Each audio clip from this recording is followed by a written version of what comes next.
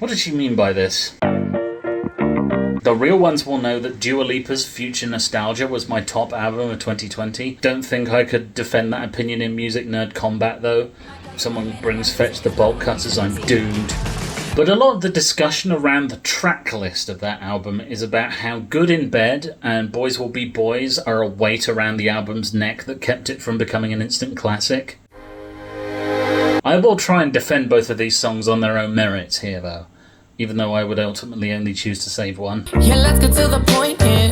You love to disappoint me, don't you? Good in Bed is about a relationship that's toxic in every possible way, but the sex is so exceptional that they stay together anyway. The Maroon 5 special. I think one of the reasons that this song is seen as lesser is that it's sonically out of step from the general disco theme that the album at large has. I think that's a fair critique, but I think I'm willing to go to bat for this one. I really like it. The wonky descending chorus line. Symbolic of how out of key the song's subjects are together. And then that's what makes us good in bed. Being like a little sweet sort of like, but we fit in this way. Wink. The cheerful sound with dark lyrics is like a pop song staple.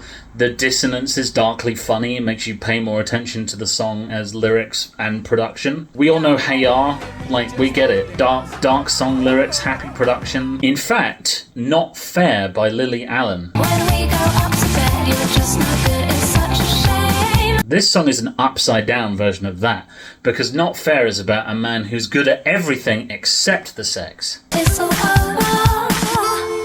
Hey, last minute, I forgot to talk about my favourite part of the chorus of Good in Bed, which is the I know it's really bad, but baby. The spring reverb is just, chef's kiss. So now that I've already given my opinion away, Boys Will Be Boys is the walk back home after the party in the dark, constantly having to pick up the pace because you can't yet tell if that man's following you. It's second nature to walk home before the sun goes down. A song about how girls are forced to mature before their time because of majority male predation, and how most boys get to enjoy their teen years without this fear.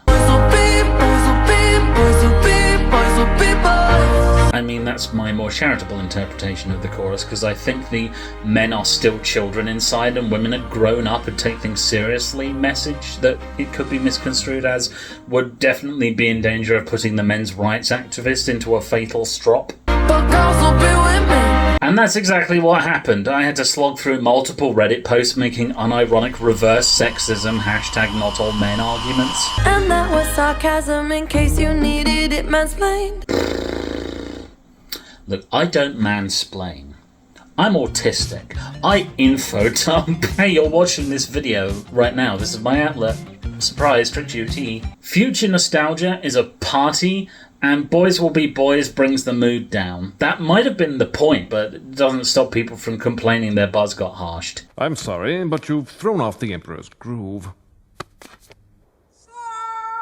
Good in Bed was at least a bit more breezy, but this song is just too emotionally dense. It's like eating carrots on an empty stomach. It's powerful in moments, especially the first verse where she talks about interlacing keys through knuckles as an impromptu weapon. The second verse is a bit too Meghan Trainor for my liking, unfortunately. Don't get me wrong, I want no part of whatever it is that masculinity is supposed to be now. It's just I know that these lines mean someone is having a very stimulating argument online, energy that could be spent on anything else, like climbing a tree or smoking.